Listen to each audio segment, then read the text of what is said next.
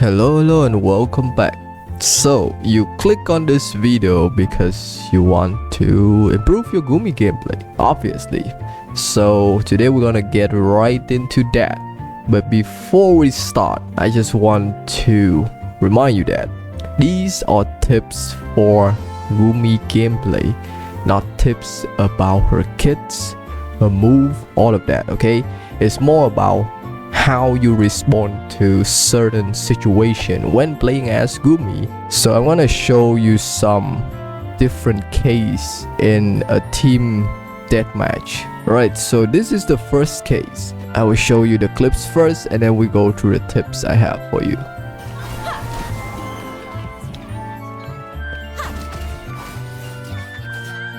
Care to dodge?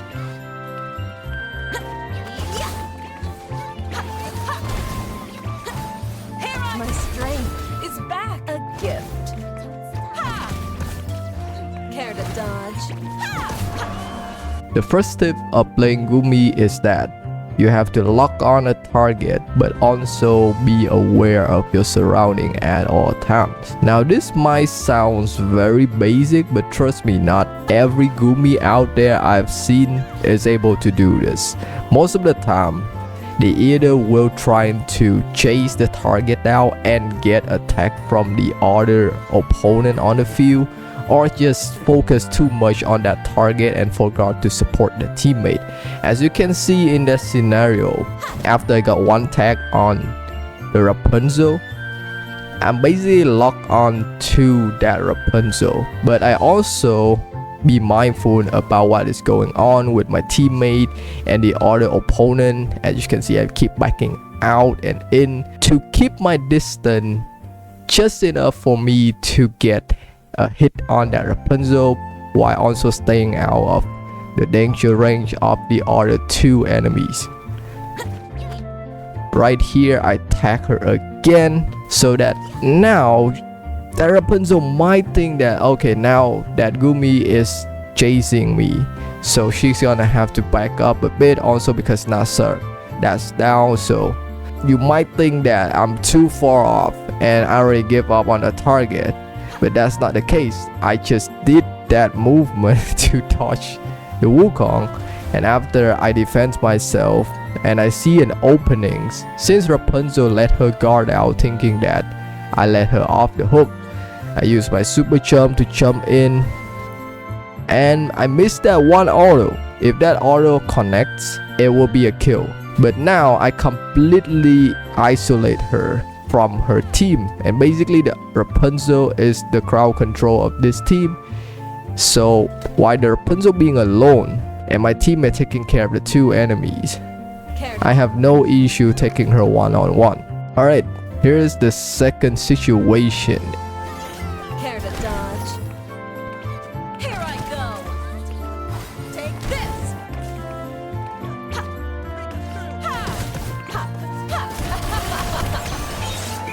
As you can see from this situation, I move forward to support my Alice against two Snow.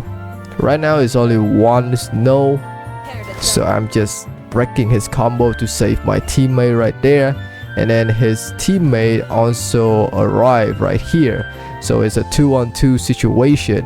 Of course I go in first because I need to be the one that gonna do the damage here, and my teammate will try to support me and shake them off their movement. I get attacked right there. As you can see, these Snow are not entirely dumb. They spread out, so now I have to back up, because if I go in, either I'm gonna get back poke or my teammate is gonna get poked. So I have to back up to have a bigger space to observe the situation. And now they pressuring in even more, but they make one big mistake, that they are targeting the same target. As you can see right here, as soon as I see that one opportunity, I jump back away. Now normally you want to shield your supporter at all costs, but not in case like this, especially when you play as Gumi. You don't have the amount of HP to tank big hits. And if you go down, your supporter also fuck. So in this case, instead of going in and use myself as a bait, I jump back to expose my teammate as a bait. Now, of course, this might not have worked if these two snow is not that dumb to go in for the bait, but they both went in for it, which give me the perfect opportunity to quickly snap them up and finish them. And as you can see, Alice only took like half of her HP there, but if I was the one who tanked it, I might have died and we won't get a kill from it. Right, so in this situation right here, Take this strength. It's back. right there, as you can see, now what happened was I delayed my recover. That's the reason that you should always try to delay your recovery. Well, not in every situation, but be mindful about what is happening around you even when you're not active. So as you can see here, as soon as I got hit by NASA ult right here, and I could have recovered right here, I could have pressed attack right here, I could have jumped back up right here, but from my point of view, there is no point in doing that. The reason is Ali is already out of my range. Cindy is charging her skill and my animation is not fast enough to catch her. So what I did instead was I wait for her to finish her attack animation to see where she's end up at. So I don't recover right away, but I delay it a bit further. So I wait a bit and then I jump, and as you can see, she is right in my range and I got a hit to kill her off. Now this apply in a lot more situation than just in a team fight. You can apply this in a one-on-one, a two-on-two, anything. Most of the time, a clear example of this is when you get hit by the better ground auto, you try to jump, recover, and she just going with the old hammer and you get knocked out, you get huge damage, I might even die from it. But if you wait a bit and just let yourself fall down, the hammer will not be able to reach you. That's just one of the basic situation that you should always try to delay your recover. Now in this situation, you will see that I'm chasing the Cindy with 2 tags. Care to Right there. So right here you will see I got my 3rd tag on Cindy with my crown skill perfectly. But as you can see, something else is happening around me, and that is NASA trying to dive down perfectly, hitting at where I'm standing. And if in a normal circumstance I finish my ground skill animation, I would have been dead by these attacks. But instead I use my ult to cancel the animation after the ground skill, quickly charge at my target here, which is Cindy, and also track along NASA before she could do any damage to my Gumi. So the tips here is using ult cancel. Your ult is not just an escape option, it's also help you cancel attacks that might delay your escape option in situation that might have killed you. Now this is not like just knowing it will be able to apply it, but once you know you can and you try to do it in different situation, apparently you will get used to it. The muscle memory will kick in and it become an instinct next time somebody charge at you. Right, so here's the next situation. This is the one of the most satisfying case in this video.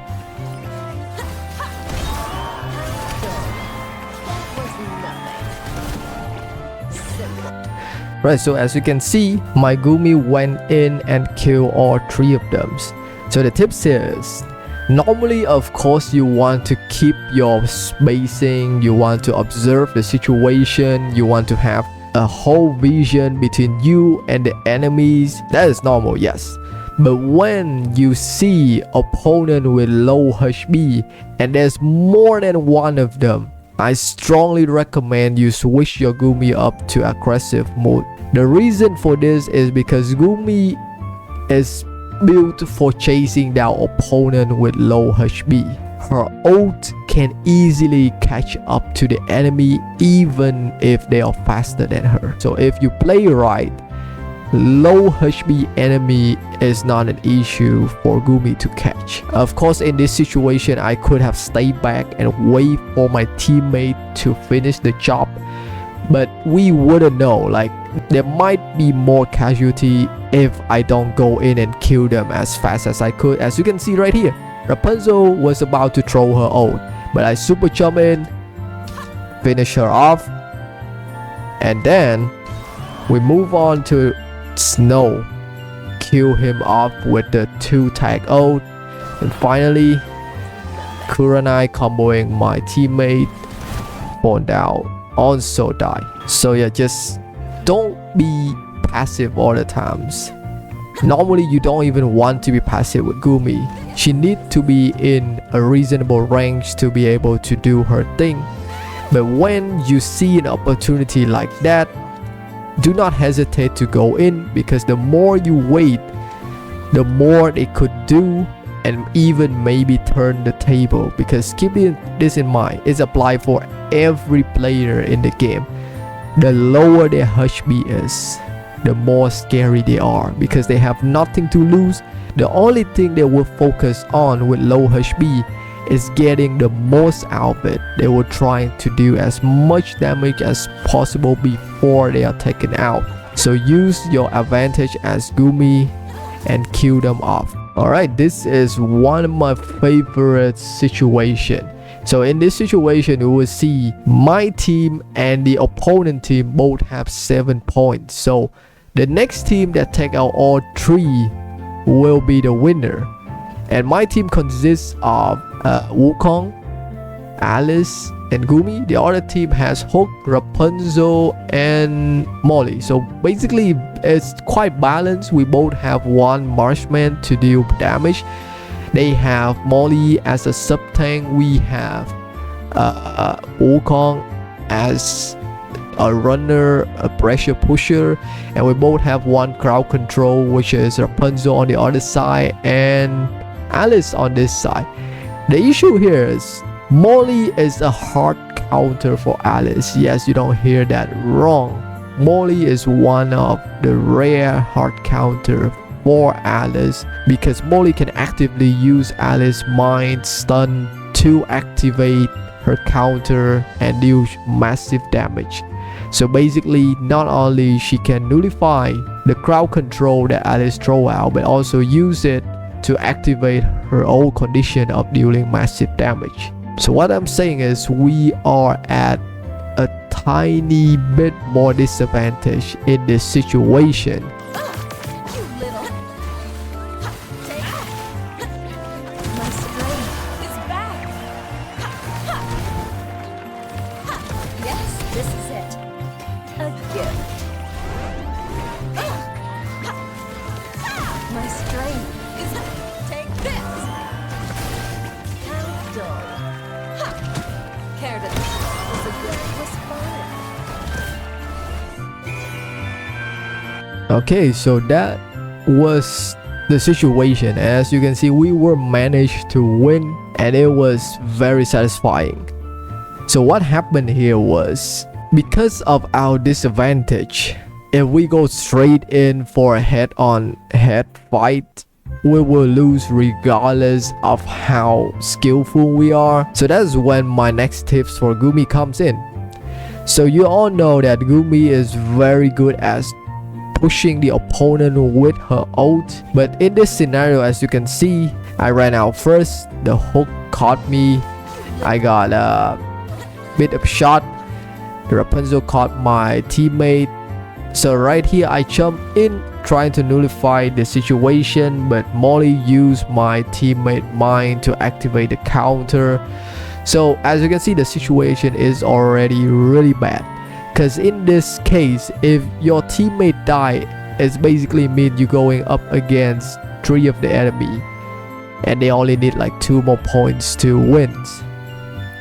So instead of going head on, I have my ult, and as I said, Gumi is good at pushing the opponent.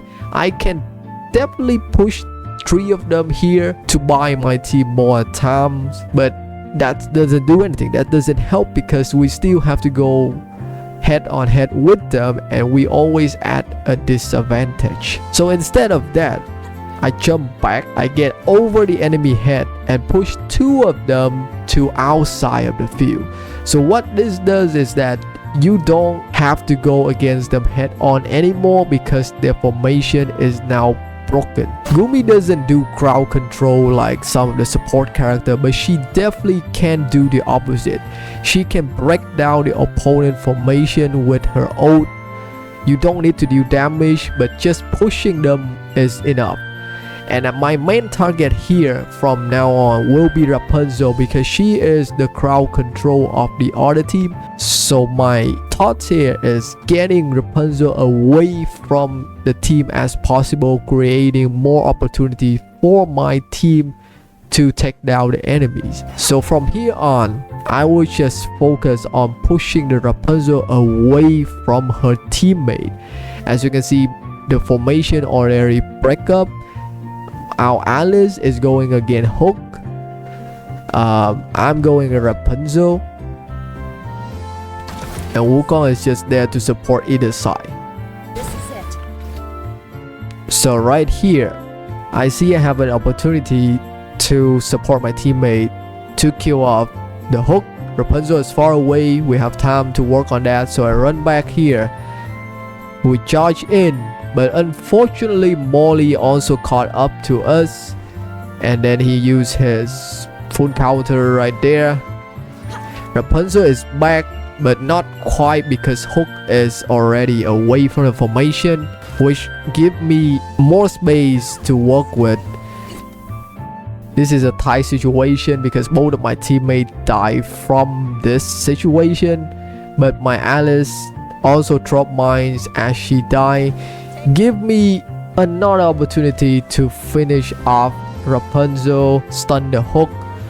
Hook ran away. Molly used the stun but didn't manage to hit me with the counter. It's now a 1-on-2. But with enough experience, you will see this situation is actually not that hard, because the Hook is scared to go in, and Molly has to either skill me or jump over me. So I know all the options that they are going for right now, and I can definitely work with taking out the Hook first. I push Molly back to my team side because I know my teammate is coming out right here, where my teammate Wukong is revived, and he finished off the job. Alright, this is one of the last situation or case and tips that I will be giving you in this video. My strength is back. Ha! Take this. Right, as you can see right there, I did manage to kill off the Wukong, but if you pay attention closely, something did happen unexpectedly, right? Right here, when I ult him, he didn't die from it. And what happened was he jumped back, managed to grab on the ledge right here. And so as you can see, the situation here is that on the right side, he will have my teammate Alice fighting with Hook.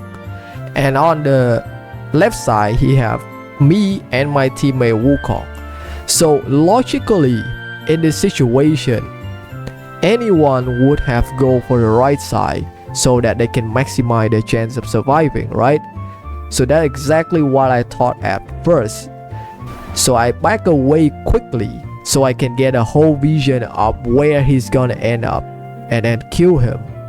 And as you can see, at first he also was going for the right side just as I expected.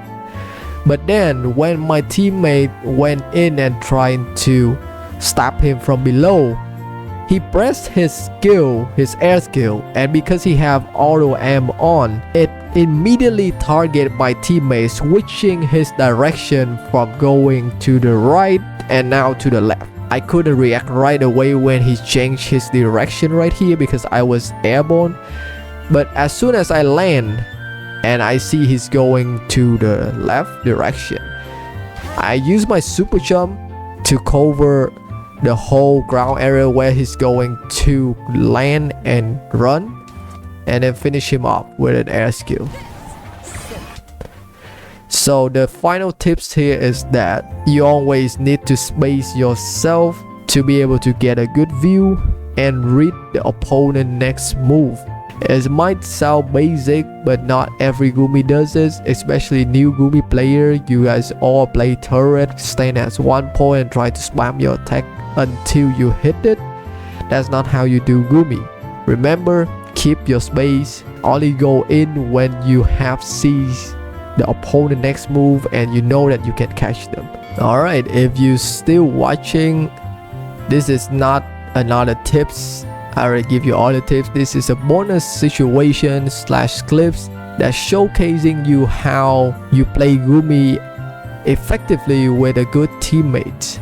So right here you can see two teams. The other teams has an interesting comp, I guess, with 2 Rapunzel and 1 Snow. So you can already guess what might be going on. So Rapunzel, 2 Rapunzel will trying to stun my team, and then Snow will trying to go in with his poke and get like 2 at once or all 3 at once.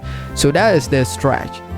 What I didn't expect in this situation was my teammate, who is a support player, managed to go up against 2 of the other team crowd control support characters at once. So let's watch this. A gift. Take this. As you can see right there, my teammate managed to catch both of the Rapunzel, breaking their initial strategy while the Snow was waiting outside. Right here, both Rapunzel went in for their stun, but Alice already jumped off, so they didn't hit her. Instead, the mine hit both of them, and as you can see, Snow is right out here waiting to poke in. Right now, nobody's in his range yet. Of course, I see that, so I didn't go in. My teammate go in to swoop Rapunzel up. Unfortunately, my teammate Alice and Wukong is in the line of Snow, and they got hit by his skill. However, I'm still outside. As I see the opponent grouping up, I throw my attacks and I got 2 attacks on all 3 of them, as you can see right here. And this is a perfect situation where I jump up with super jump to get a fast jump and use my air skill that will give me 3 attacks on all 3 of them, and also knocking them all up in the air, lining them up for my ult. And as you can see, I got 2 kills, not 2 normal kills, but 2 unyielding burst skill.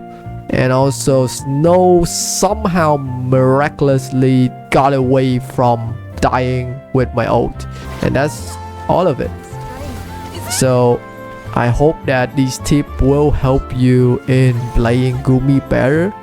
It will give you a better understanding of how you should play Gumi and not just stay at a turret, just shooting and going in with the ult all the times.